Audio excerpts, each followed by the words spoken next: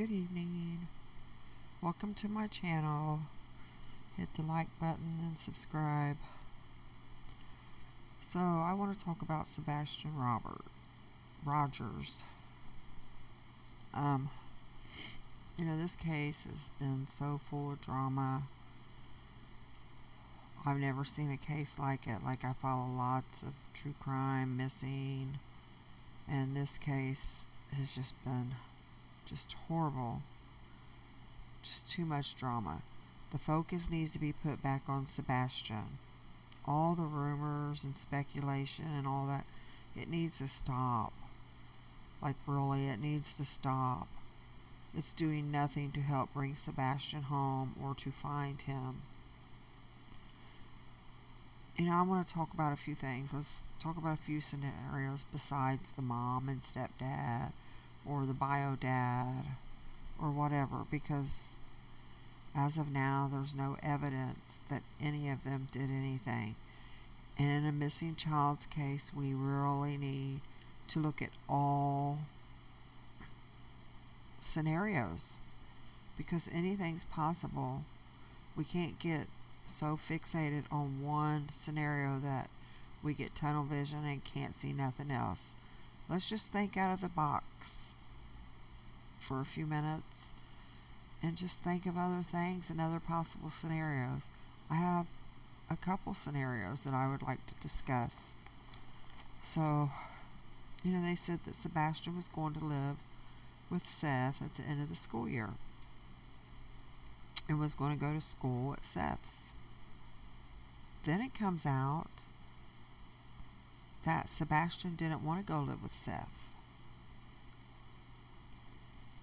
He didn't want to go move in with him because Seth was going to put him on an online school, and Sebastian didn't want to do online school. He wanted to do in-person school, which I don't think online would have been good for him, because he wanted friends so bad.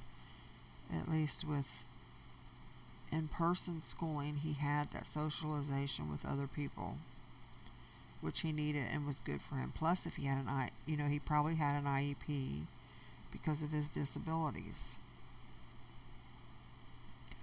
So say that, and maybe Sebastian told Katie, I don't want to go live with my dad. I changed my mind. I want to stay here.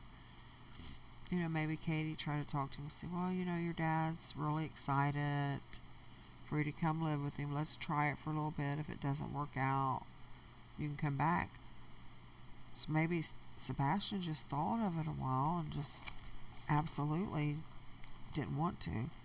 And maybe he left on his own and ran away for that reason. Kids do run away for reasons.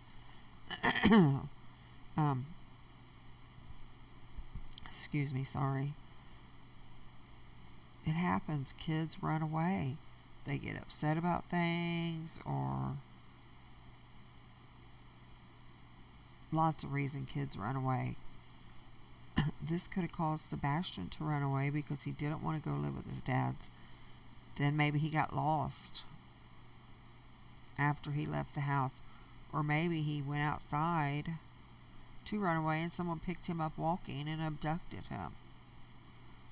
That happens a lot too. Kids get abducted. And there's been kids that got abducted where people went inside their house and took them out of bed while they were sleeping.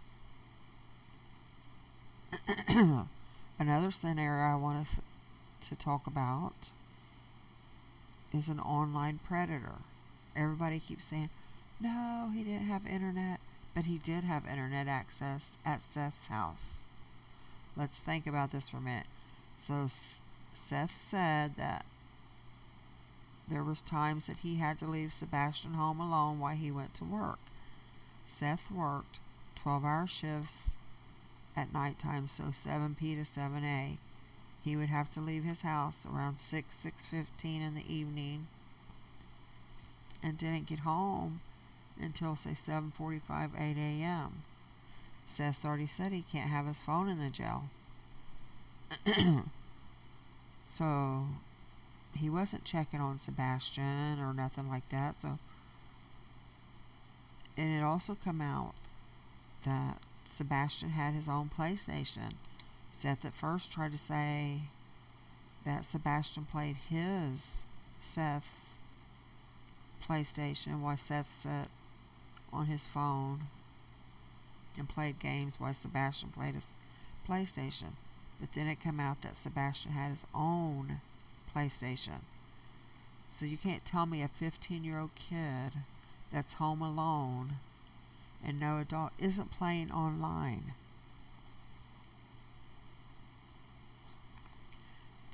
That's how he passed his time. That's how he passed his time when he was home alone.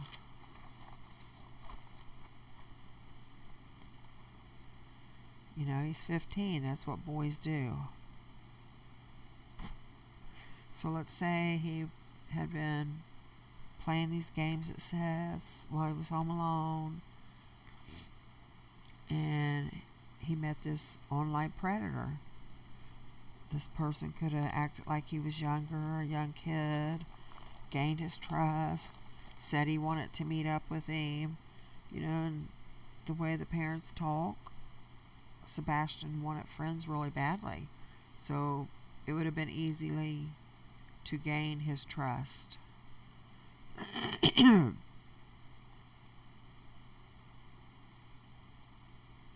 know, that happens more than we know about these online predators. My next video, I'm going to look into the statistics of that and talk about that. But let's just say he was groomed by an online predator.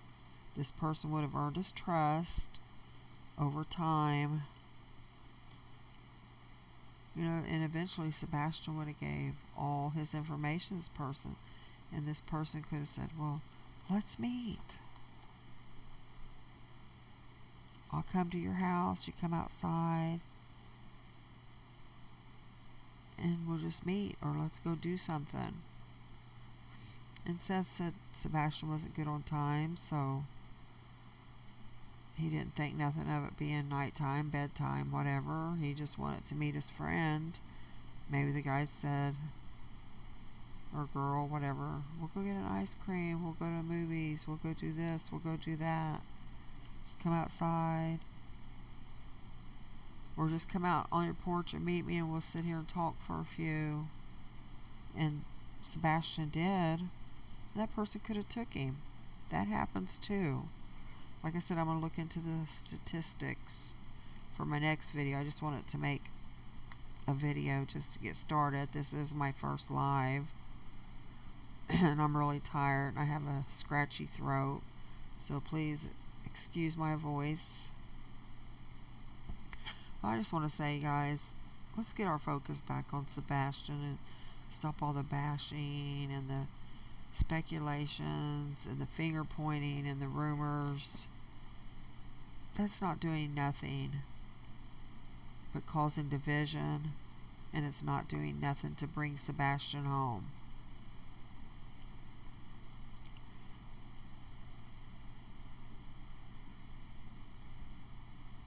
And I just say we should stop all the finger pointing. If it comes out later one of them's involved, then we can point all the fingers we want. But you know, I just think of this poor mother. She's lost her son. She doesn't have any idea where he is. Let's say she doesn't have anything to do with this. So beside of what she's already gone through with her son, not knowing where he is, he's missing, you have the majority of the people from Facebook, YouTube, all that, saying these horrible, horrible things about you.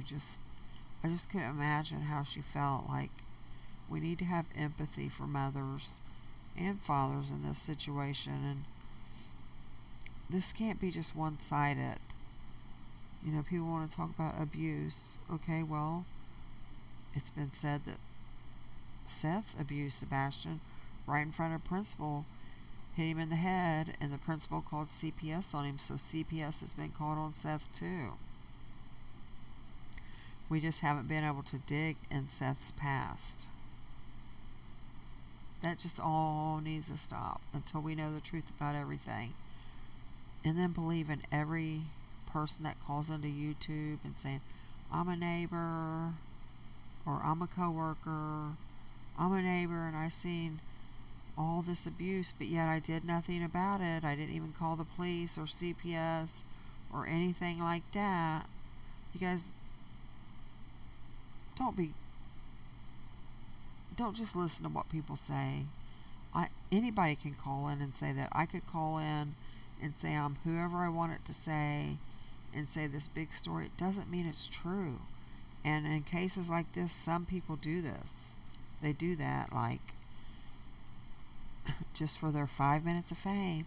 And then sometimes the YouTube person that's making the YouTube has people call in and say these things so their video will get likes, clicks, views, because they're earning money off of this. They're earning money off of a missing child, which is horrible. Nobody should profit financially off of a missing child. That is horrible within itself. Okay, but anyways, let's just take a step back and try to refocus and regroup and just stop all the bashing. Let's hold that until there's been arrests and